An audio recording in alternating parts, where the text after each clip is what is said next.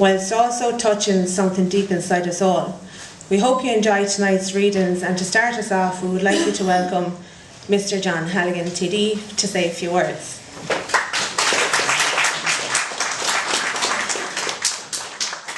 Thanks, Linda, first of all, and thank you all for the kind invitation to launch this wonderful book that I read yesterday and today. Dry Tears is a book written by Matty Tamen, and let me say that he's the first author to publish in the southeast Standing Water. Poetry, as everyone will know, poetry is about expression, and someone said once that poetry is when emotion has found its thought and thoughts are then put into words, and I think that adequately describes what poetry is about.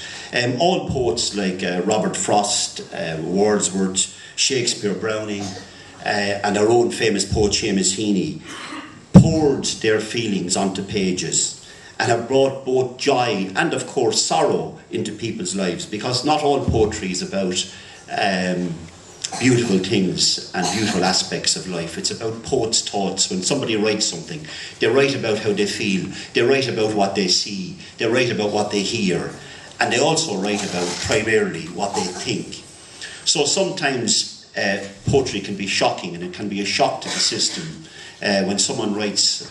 Sometimes we don't recognise within our community the great wonderful artists we have from all around the world that have come to Ireland over the last number of years, and they've played a prominent and indeed a very valuable part in Irish culture and heritage of Ireland. And in years to come, when Irish history is written, Irish history primarily should always be about its people, not so much about its buildings and its beautiful sites, and its people are its artists. These are the people that carve something into stone. They paint a picture, they read a poem, or they play beautiful music, and all of these people make a contribution to life in general, and they make a contribution certainly to Irish society, and this is what it's about. So I think Matty's poems, and if you read them, and it's up to everybody to take what you can from poetry and from his poems, is about expression and people's feelings, but they're primarily about his own feelings and what he has said. And I started this by saying that when a writer or an author or a musician puts pen to paper, when he writes a beautiful lyric, or he writes some beautiful words that he puts together, that he does this because this is what's in his soul, this is what's... And I always make the point that we should always back up, we should always be supportive of people that put pen to paper. Count even those that never have lived.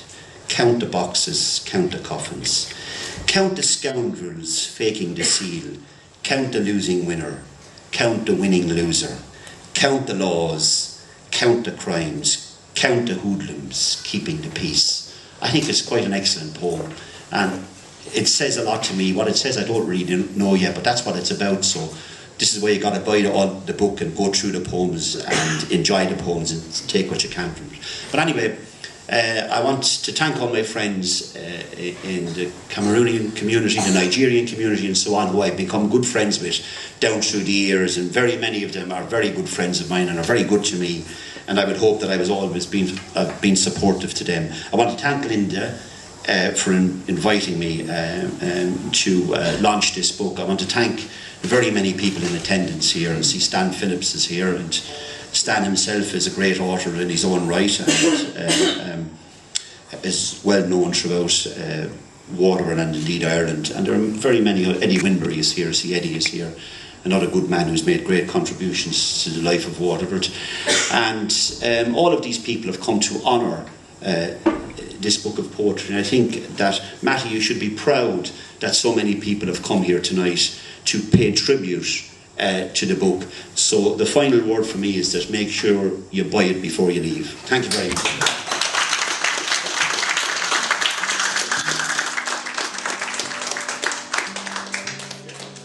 We would proceed by reading some poems from Dry Tears.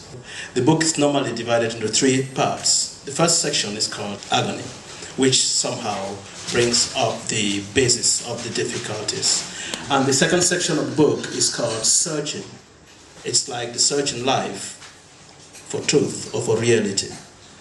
And after the search, the third part is called empty.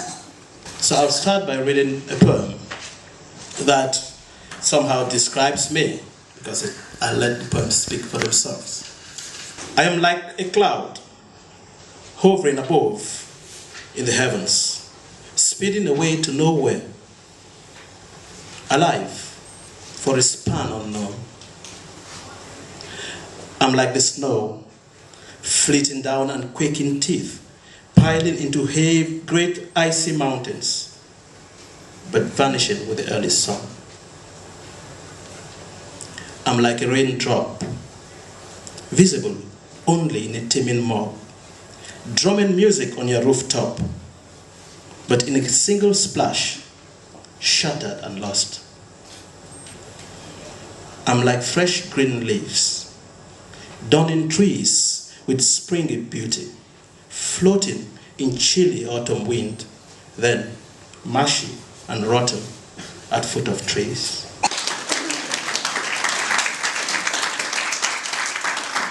So I call on Miss Umani to read us the poem. Thank you.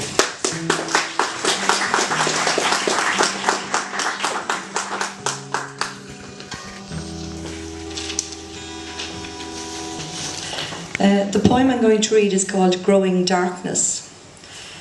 Covered in the thick cloak of darkness, away from spying eyes, away from holy eyes, away from eyes without hearts. I dance my misery away, I dance away the goodness in me. I break the yoke of unknown hope and lose the sharp hue of identity and walk into the fold of the lost.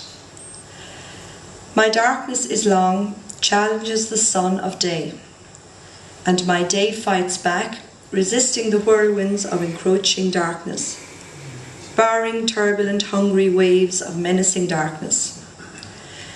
My day and night in the heat of battle, in stalemate stare, only for a while.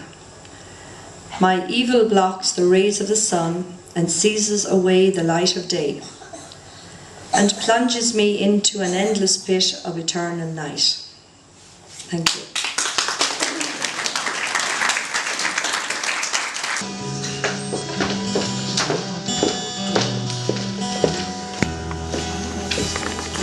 When we find ourselves in a pit of endless night, definitely the best thing we can get at that time would be light. But sometimes when you're this deep in your difficulties and then light comes, it comes with its own new problems. So if you're in a deep place and you start getting out, the beginning of that process can be very difficult, because the little successes you get in the beginning will come with a lot of difficulty. So following the growing darkness, I read the poem, A Ray of Light. I speak words that cannot be heard. My words flow in superfluous torrents. My words are violent. My words are extravagant. So too are the flames of a roaring blaze. So too the waves of a raging sea, the winds of a violent storm. I weep tears that cannot be seen. Within the tortured dungeon of my mind, rain that falls within drops balls of red burning coal that paint my heart the shade of endless turmoil. Blistering thunder splits my dark night, opening its mouth, spits out lightning that tears the night apart, bringing light for a split moment. Light enough to make me see the gruesome monster lurking in darkness, luring at me. The poem that I've been asked to read is My Pain is Real. I am just a grain of sand on the beach, nameless, without title, without headlines, without a medal to my chest, with a pain in my heart which cannot be seen, cannot be heard, is hard and real. It's breaking every bone of my life, crushing away my mind, taking away all that is left of me. And you wait for my tears to paint the contours of pain, but my tears are all dried away by the burning desert in my heart, killing me while you wait.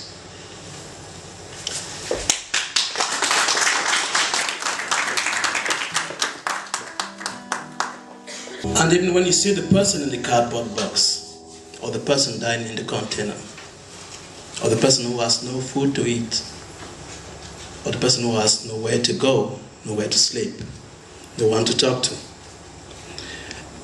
never forget they are just human beings.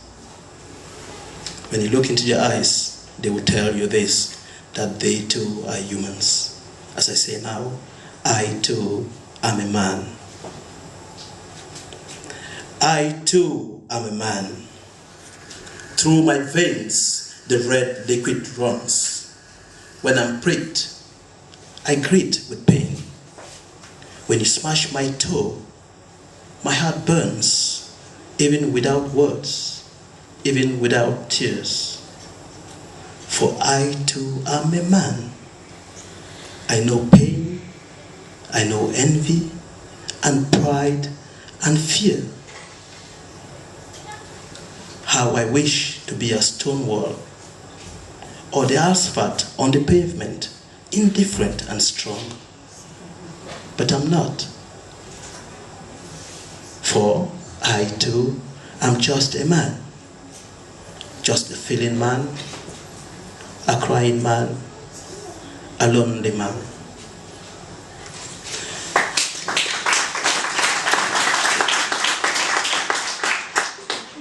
I'll call on Stan Philip. Thank you very much.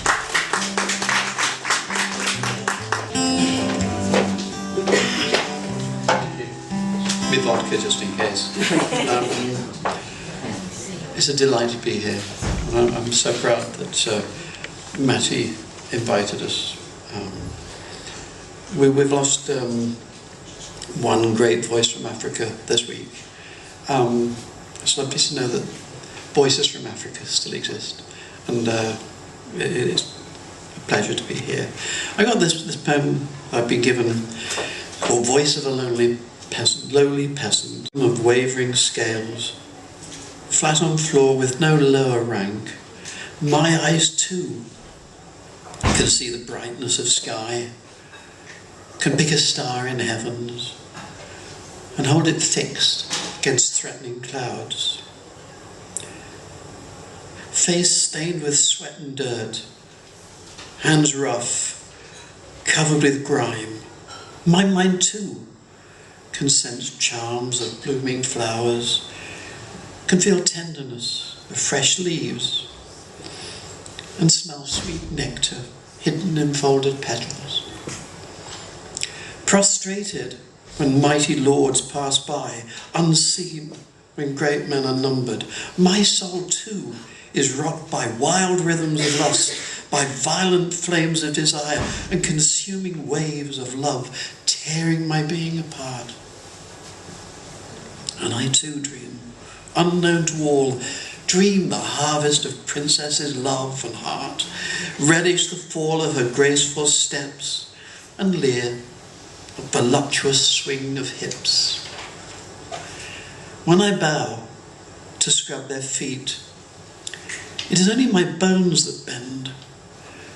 My mind stands straight, and the crown in my heart that none can see hails me king above them all.